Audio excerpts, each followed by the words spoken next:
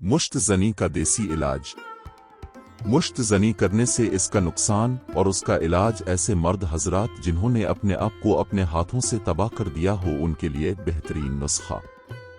इस वीडियो जरूर आखिर तक देखें।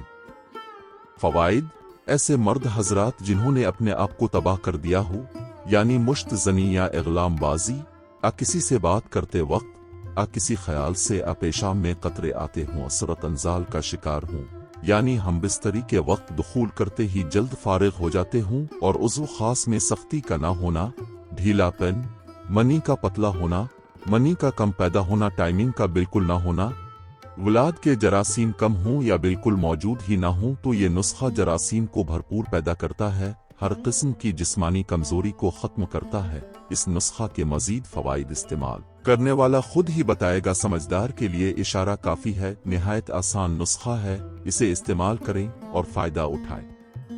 बाकी वीडियो देखने से पहले प्लीज इस वीडियो को लाइक करें और हमारे चैनल को सब्सक्राइब करें। नुस्खा अल-शिफा। ज़ाफ़रान 15 ग्राम, गोंद कीकर बरियां 70 ग्राम, अक्र करहा 30 ग्राम, तुख्म रेहान 50 ग्राम, मोचर्स 50 ग्राम, दार चीनी 20 ग्राम, सलब मिस्री 50 ग्राम, सफ़ेद मूसली इंडिया 50 ग्राम, मग़ज़ बनौला 50 ग्राम, दाना सब्ज़ इलायची 30 ग्राम, नारियल दरियाई 30 ग्राम।